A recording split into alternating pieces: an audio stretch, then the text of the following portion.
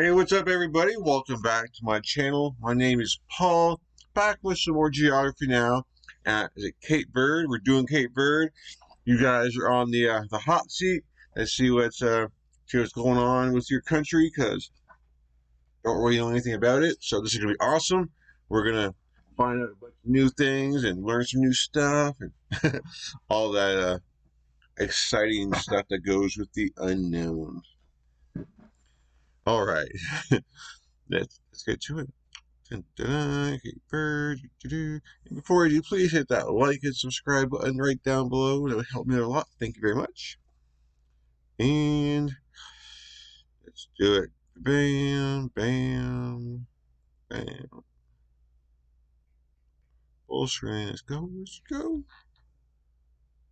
Hey guys, I know this country is also known as Cabo Verde. Look, I already made the Cambodia video. Just deal with it. I can't turn back Over. time. Okay. Pablo Bird. Okay. Sorry. Hey Geography peeps, I'm your host Barbie. Welcome to one of the few places in the world I like to call a African country. We'll explain more about that in a bit, but first, Okay. the flag consists of a blue field with 3 horizontal bands of red and white in the lower portion of the flag and 10 stars in a circular pattern overlapping the bands on the left side. The blue represents the ocean and the sky, the white represents the road to construction and development of the nation, and the red represents the effort of the people. And the 10 stars represent each of the 10 main islands that make up the nation. Moving on. That's cool. Now, I love island nations because generally you don't have to worry about border disparities. Haiti, Dominican Republic, you guys are killing me. But also because you get to expound on each individual island in the nation's sovereignty as separate entities, unless if the nation is only on one island, which is why Barbados was so frustrating. Which, by the way, Rihanna, you still haven't hit me up yet. Anyway, Cape Verde is located off of the west coast of Africa, about 400 nautical miles from Senegal. And remember, people, nautical miles are longer than regular miles, and it has something to do with the curvature of the Earth. I don't know. I'm not one of those people that does the teaching for of that expert thing.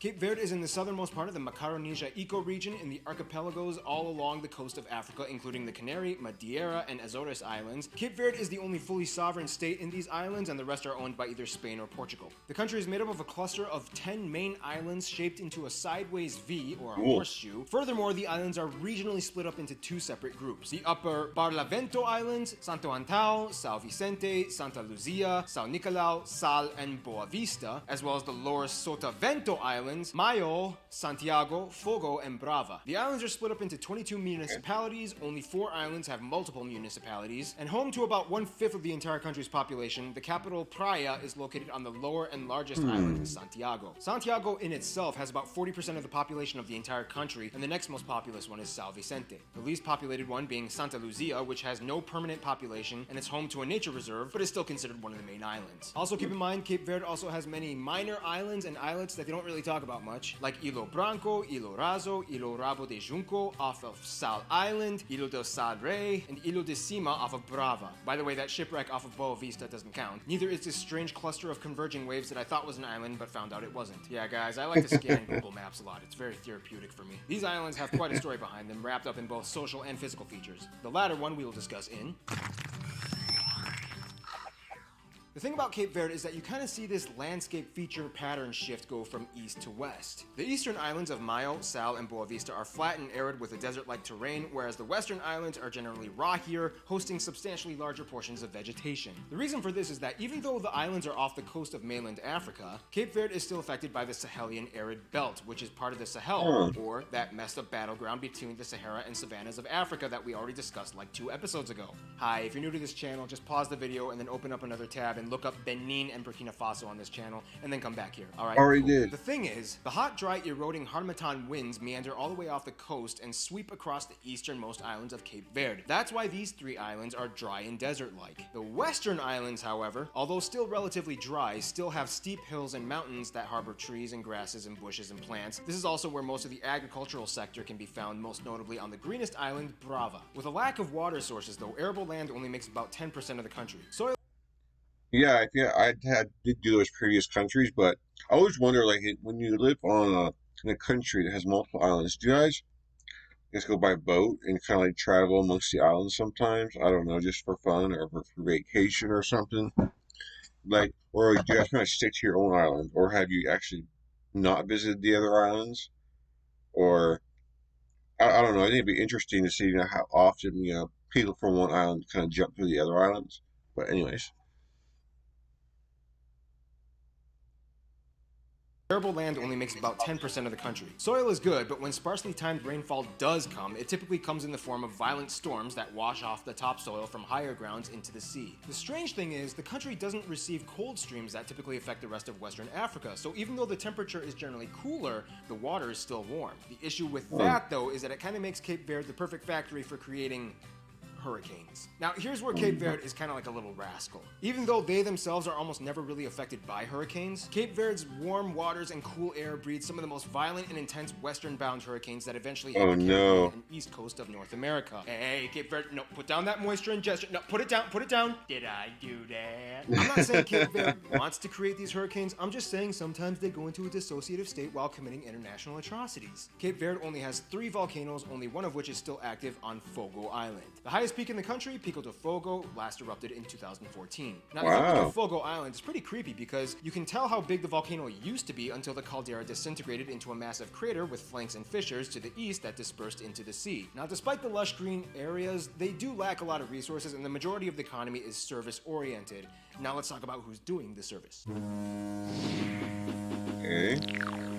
Sometimes you can really read a lot about a country based off of the people who live there. Ethnic makeup can kind of tell you a little bit of a story, and Cape Verde has quite a story. When it comes to Cape Verde, the country has a little bit over 500,000 people. About 2 out of every 5 live on Santiago Island. The country's ethnic makeup is pretty unique in that, kind of like Brazil, the country experienced a whole societal generation shift in which they kind of created a whole new race, so to speak. As a former Portuguese colony and short-lived Portuguese province overseas, Cape Verde has absorbed not just a lot of Portuguese influence, but blood too. Intermarriages and relations between the Portuguese and Africans that were brought over hundreds of years ago eventually led to the country experiencing an entire people group of mixed ancestry. Many of these people are referred to as mestizos, or the Creole. Many have claimed that Cape Verdean Creoles are some of the most beautiful people in the world, with features that you pretty much can't find anywhere else. It's not uncommon for a person to have dark brown skin hinting at the African ancestry, but with blonde hair and blue or green eyes and slight Germanic features. That being said, Creoles make up somewhere around 80% of the population, whereas Africans make up about 23%. That's so cool. Remaining 2% being mostly whites, but a sizable community of Asians and Arabs exist as well. Sociologically speaking, Cape Verde is almost kind of like a cross between Brazil and Haiti, in which ethnically they've kind of developed their own racial identity, but also they've created their own Creole language. The problem is, unlike Haiti though, Cape Verdean Creole had problems with becoming standardized, and especially since the dialect differed from island to island. Now, the funny thing is, there's actually more Cape Verdean people living outside of Cape Verde than in it. The US alone has a population of Cape Verdeans mostly along the New England coast and almost match the entire population of Cape Verde itself at around 500,000. And that's just the US. You have hundreds of thousands of Cape Verdeans living in other places abroad like Angola, Portugal, Senegal, France, Spain, Italy, even Luxembourg for some reason. And that's just a generation after 1975. Prior to independence, Cape Verdeans had Portuguese passports, so it's hard to get an exact number, but overall these guys know how to spread out. Of course, as a Lusophone country, It's like travel, huh? I just used Lusophone, it means speaking Portuguese, just for future reference. Like Angola and Sao Tome and Principe, Cape Verde has a culture distinct yet noticeably influenced by the Portuguese. The education system, the second best in all of Africa after South Africa, does follow the Portuguese format. However, in 2010, all universities switched to the 4-year American bachelor degree program instead of 5 years, which made students very happy. Island individual-wise, you do see a slight contrast between peoples in each area. Due to the high diaspora population, each island kind of chooses which country it wants to be prevalently influenced by. Some lean more towards Portugal, some towards the US, some Netherlands, and even Brazil. This has led to a renaissance of innovatively produced Cape Verdean music and dance, the hallmark national tone being the morna, a melancholy rhythm typically sung in Creole. Nonetheless, leading poet Jorge Barbosa kind of summarizes the islands in his 1935 publication of Archipelago. Look it up yourselves, guys. The poem is like 200 lines long, and reading it to you is not my job. Anyway, the thing about Cape Verde is that it's incredibly unique in that it has such a cross-cultural complexity. It's not quite African and it's not quite Portuguese, yet it's somewhere half of each, hence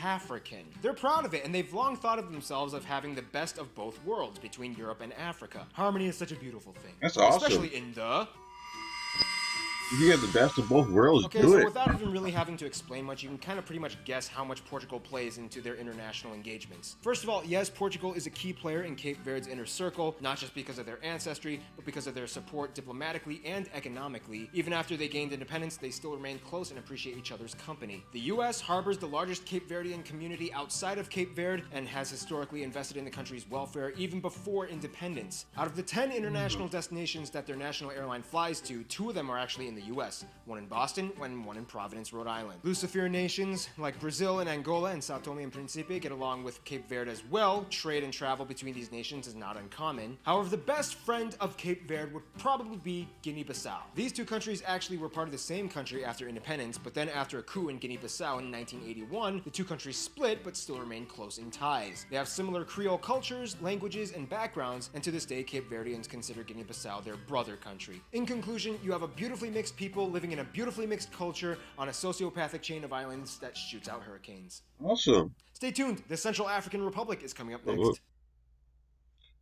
oops. Well, you guys definitely get around. You guys travel. You guys are basically have a population every single Hey, country. do you want to save Oops, money when what you am I shop doing? online? Yes. You should click right.